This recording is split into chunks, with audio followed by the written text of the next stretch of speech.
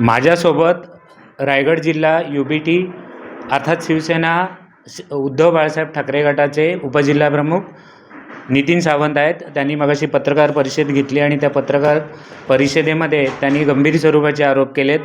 आता ते माझ्यासोबत आहेत. आपण त्यांच्याशी चर्चा करणार आहोत. नितीन दादा, नेमकं काय तुमचा आरोप आहे त्यांच्यावरती? एक 5-6 दिवसापूर्वी खोपोलीमध्ये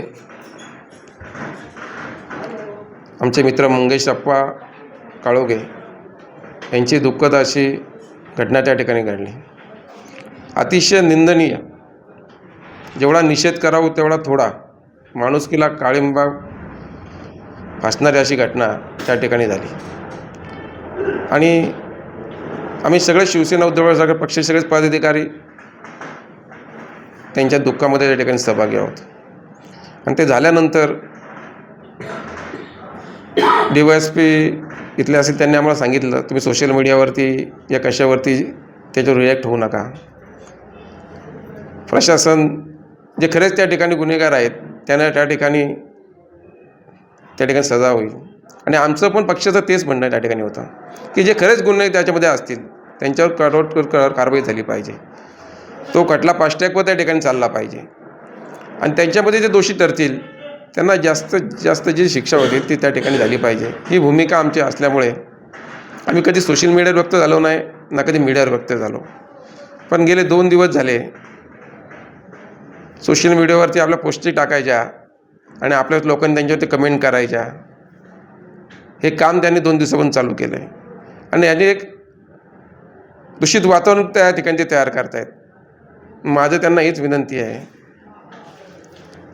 आम्ही आजही जे बाळासाहेबांनी सांगितलं आहे की उद्धवसाहेबांनी आदित्यला सांभाळा, त्यांच्याबरोबरच शिवसेनेच्या सर्वात कठीण काळात त्यांच्यावर ठामपणे त्या ठिकाणी उभे आहोत. आणि आम्ही शिवसैनिक आहेत की नाही हे कर्जत खालापूरच्या जनतेला सगळ्यांना ठिकाणी माहिती आहेत. आणि आमचा पक्ष हा शिवसेनेच्या आदेशावर चालणारा पक्ष आहे. जेव्हा आदेश पक्ष देतो त्याच्यानुसारच आम्ही त्या ठिकाणी काम करतो. त्यामुळे आम्ही शिवसैनिक आहे ते त्याची प्रशस्तीपत्राची गरज त्या ठिकाणी आम्हाला नाही आहे. पण जेव्हा शिवसेनेचा कठीण काळ होता तर ह्या शिवसेनेला सोडून, ज्या शिवसेनेच्या जीवावर तुम्ही मोठे झालात ती शिवसेना सोडून आम्ही उठाव केला, आम्ही हे करून सांगून तुम्ही गद्दारी करून त्या ठिकाणी निघून गेलेत. आणि आज तुम्ही DTP बनवून हे आम्ही शिवसैनिक आहेत का तुम्ही विचारायचं तुम्हाला अधिकार दिला कोणी?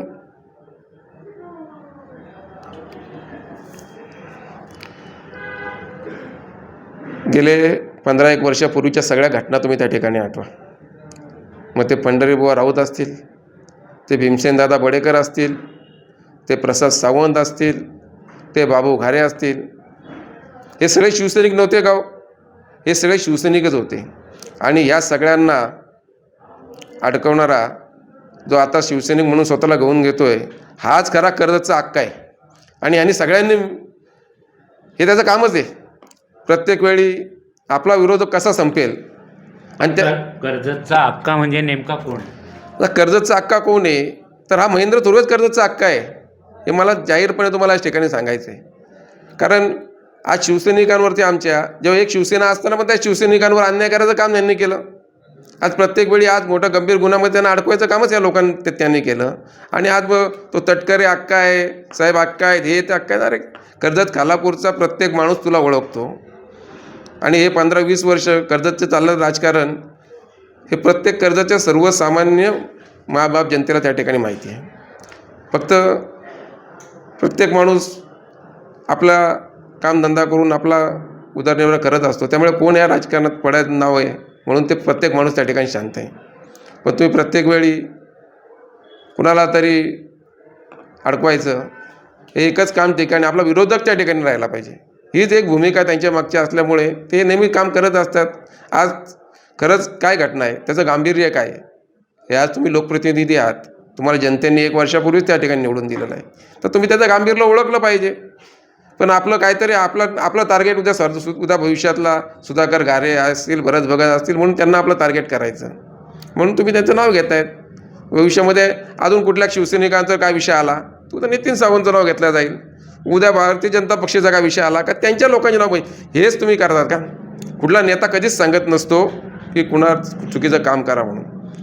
पण ती घटना जी झाली आणि तरी त्याच्यामध्ये ते दोषी असतील तर त्यांच्यावर कारवाई होईलच. पण आपण फक्त त्याचं राजकीय भांडवल करायचं हेच आपण काम केलं. शिवसेनेत असताना या 4 नावं मी घेतली. या शिवसैनिकांना अडकवण्याचं काम कोणी केलं हे सर्वसामान्य शिवसेना उद्धव पक्षात जे शिवसैनिक आहेत त्यांना पण माहिती आहेत आणि बाकी जे शिवसैनिक आहेत त्यांना पण त्या ठिकाणी जे बनवत आहेत त्यांना माहिती आहे.